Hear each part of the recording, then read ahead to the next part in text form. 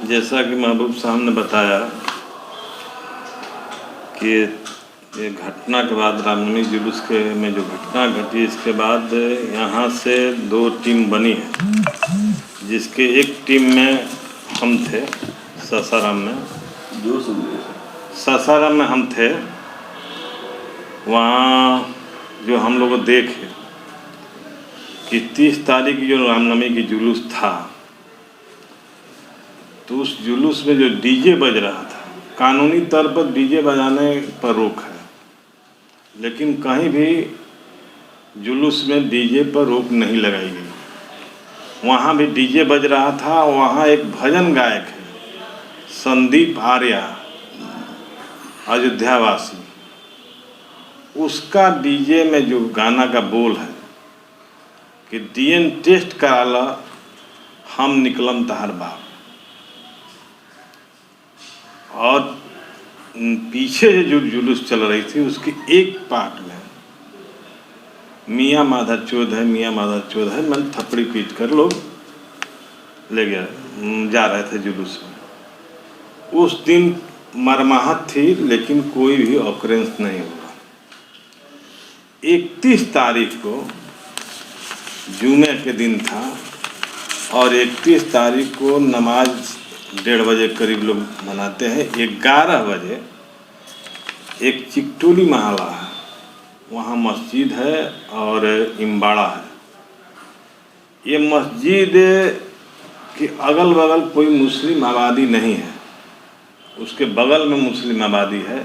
ये शुद्ध रूप से माने जो हिंदू जातियां हैं उनके बीच का ये मस्जिद है। इस मस्जिद पर हमला किया गया और इसके रोशनदान है उसके शीशे तोड़ दिए गए, पंखा तोड़ दिया गया, और उनके जो धार्मिक ग्रंथ हैं उसको तहस नहस कर दिया गया, और मन मकान पर भी क्षति किया गया ढेला से। इसके बाद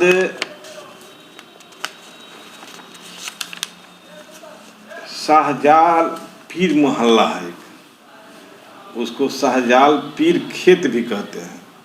वह खेत इसलिए कि खेत था पहले, लेकिन अब वहाँ महल्ला बस गया है, तो शाहजाल पीर महल्ला बोलता है। वहाँ एक सऊद कुरैशी हैं, सऊद कुरैशी, उनका गैरेज था। गैरेज में आग लगा दिया गया। वो गैरेज में उस वक्त 10 गाड़ियाँ थी, उसको तोड़फोड़ किया गया। उसके बगल में ही एक कबाड़ा का माने बेचते माने खरीदते थे, और उसका एक माने भंडारण का लिए बनाए थे। उनका नाम है सऊद कुरैशी।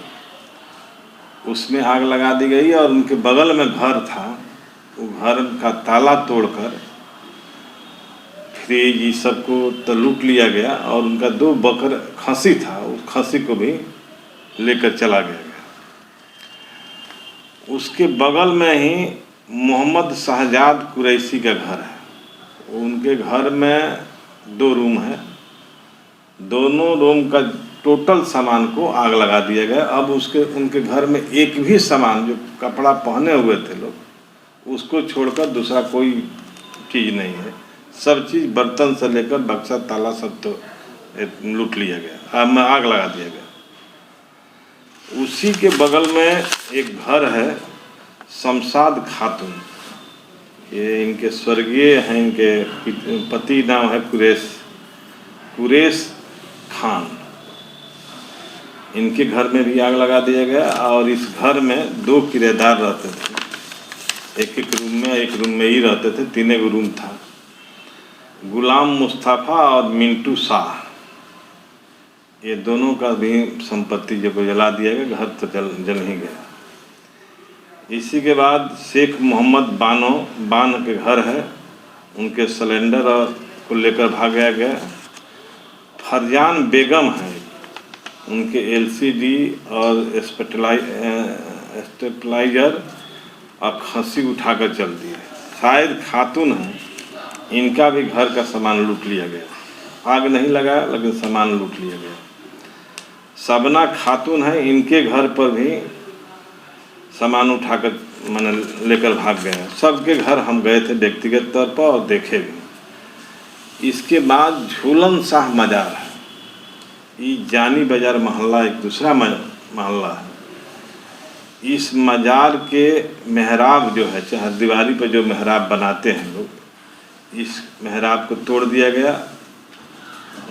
मजार के भीतर में लाइट और पार्किंग लोग बनाए थे, उसके लाइट को, ग्रिल को भी तोड़ दिया गया।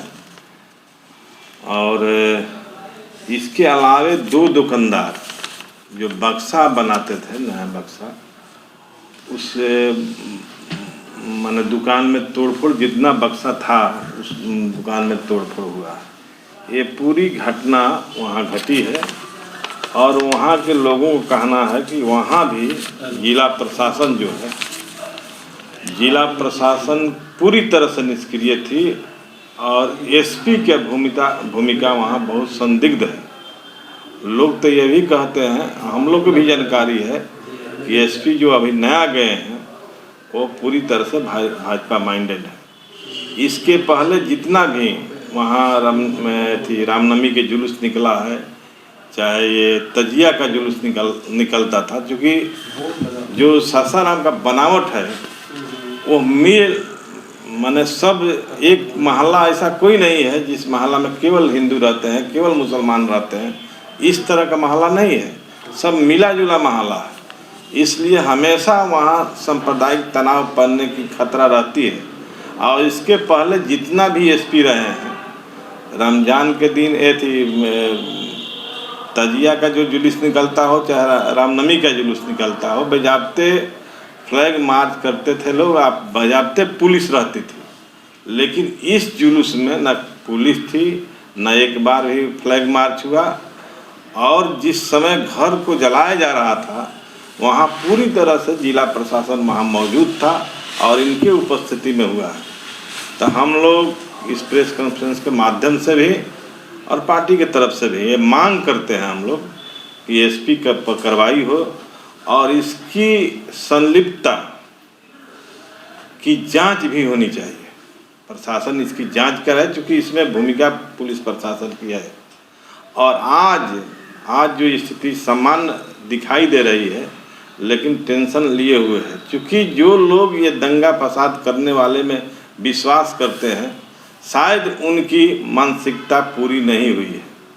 जो इस मामले को जो गांव तक ले जाना चाहते थे, जो गांव तक मामला नहीं गया है, इसलिए अफवाह का बाजार भी आज बहुत गर्म है।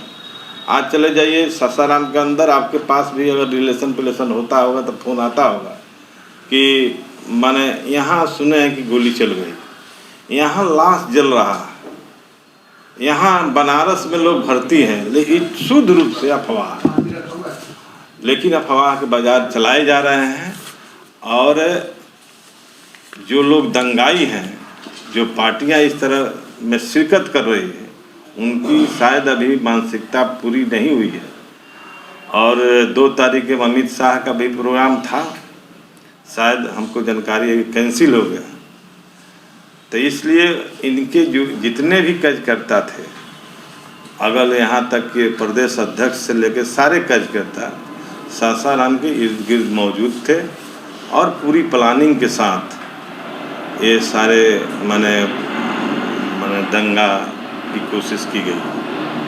जिस विवादित गाने का आपने बात किया, उसके लिए आपको साक्ष्य मिला? कोई लोग है जो उसका प्रमाण बने कि ये विवादित गाना बज रहा था? जिस विवादित गाना का बात कर ना, जो लोग सीसीटीवी अपने घर पर लगाए हुए थे, उस सीसीटीवी में जो चीज़ दिखाई दे रहा है उसका वीडियो था। वहाँ तो उस समय चूँकि नेट नहीं था, इसलिए हम लोग मोबाइल पर नहीं ले पाए, लेकिन हम मंगाएंगे उसको। उस नेट में ये चीज़ें दिखाई दे रही थी कि जो गाना बज रहा है मियाँ माधव चौध है, ये सब चीज़ उस नेट से सीसीटीवी फुटेज से निकाला गया है।